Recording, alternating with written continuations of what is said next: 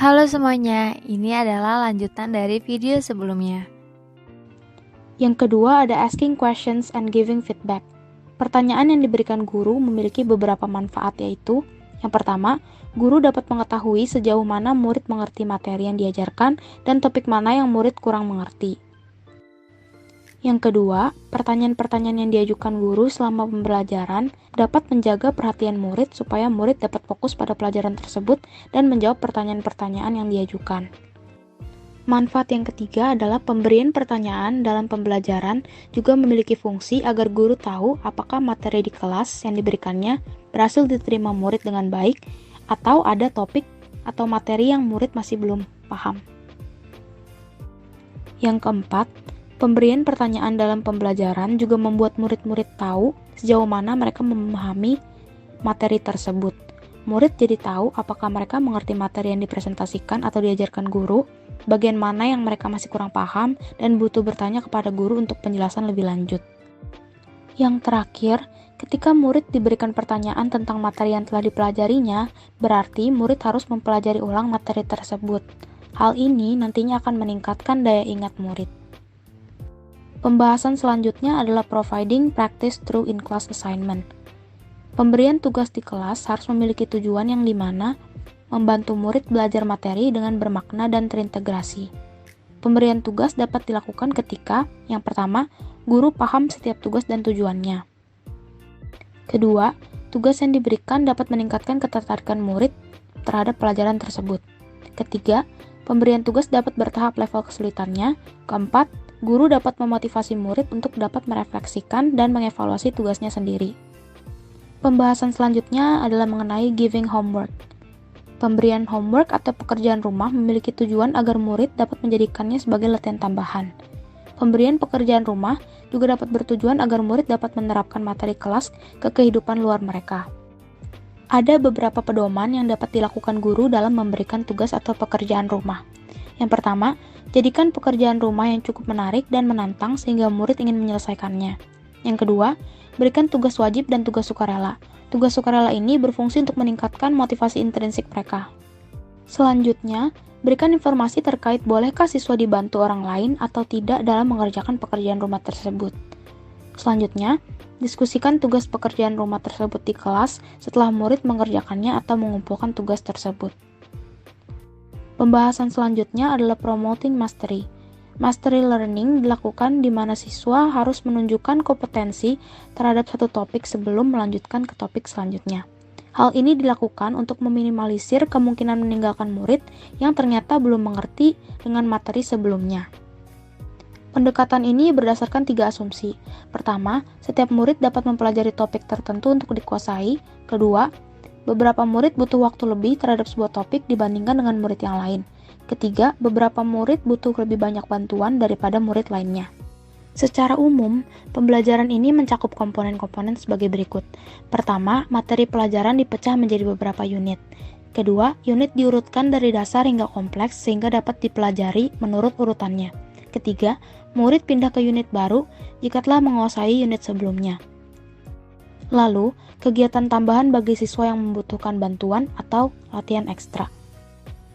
Setiap murid memiliki kecepatan belajar yang berbeda, maka kecepatan mereka dalam mempelajari unit-unit juga berbeda. Misalnya ada murid yang telah sampai unit lebih tinggi dibanding temannya.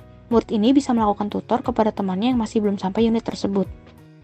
Mastery learning harus disusun secara hierarkis, artinya materi atau unit yang dipelajari lebih dahulu harus menjadi landasan untuk materi atau unit berikutnya. Pembahasan selanjutnya adalah using instructional website. Internet seperti Google memungkinkan guru dan murid menemukan hampir semua topik dalam materi pelajaran. Sumber informasi umum salah satunya Wikipedia, yang dimana adalah ensiklopedia dunia, yang terus berkembang di mana semua orang dapat berkontribusi dengan jumlah yang tidak terbatas. Selain itu, ada juga banyak kantor pemerintah, lembaga publik, dan lain-lain yang menyiapkan website untuk media informasi.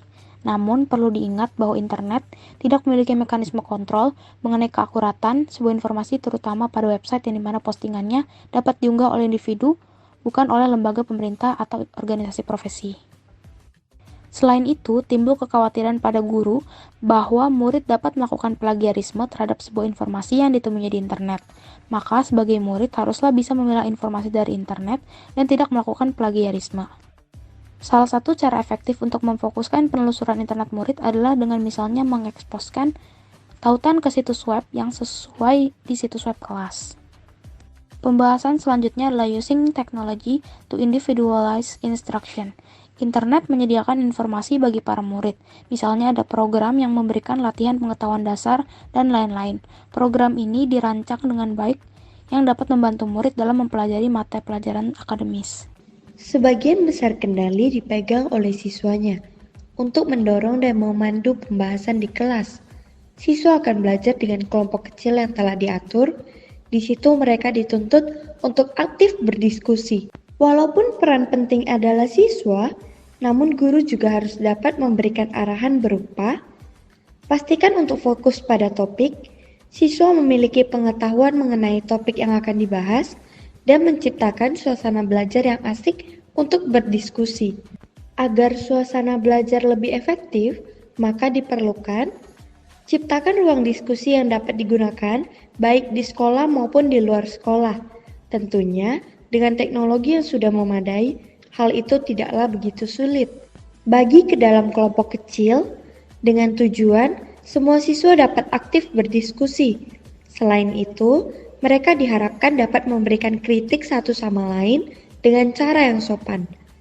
Buat struktur agar lebih tertata dan bagi siswa ke dalam perannya masing-masing. Diskusi bukan hanya bertujuan mendorong siswa untuk berpikir mengenai pelajaran, tetapi juga berguna dalam mengasah strategi metakognitif yang efektif digunakan untuk membaca dan mendengar. Ada 4 strategi metakognitif.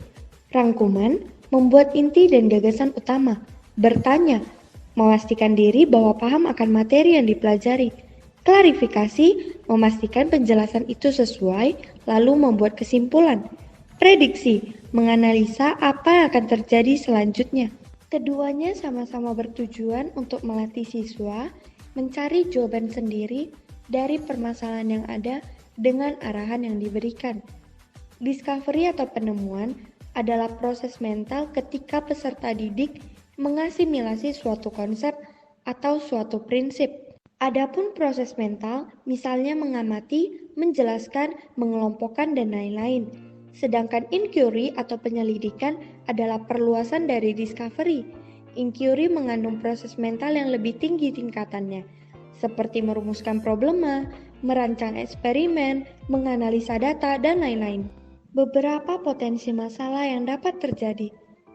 Siswa tidak selalu memiliki kemampuan penalaran dan metakognitif yang memadai. Siswa kelelahan karena banyak aspek yang diamati. Siswa mengalami pemahaman yang salah. Dilakukan dengan berbasis teknologi, misalnya bermain video game. Ada beberapa simulasi yang diterapkan, antara lain berguna untuk memotivasi dan menantang siswa agar lebih meningkatkan penalaran dan keterampilan dalam memecahkan masalah.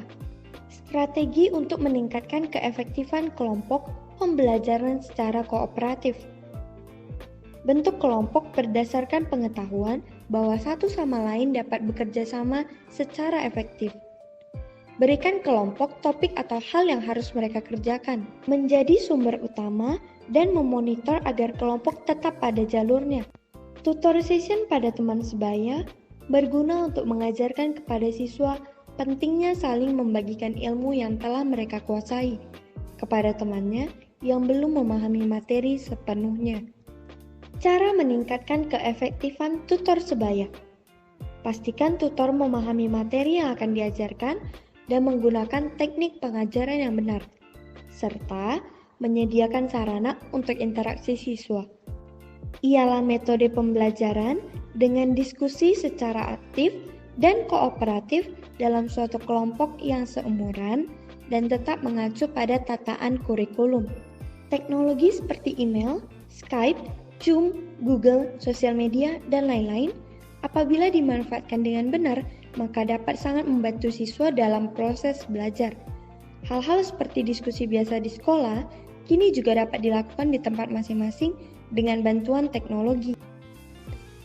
Berikut merupakan latihan soal. Berikut merupakan kunci jawaban dari latihan soal.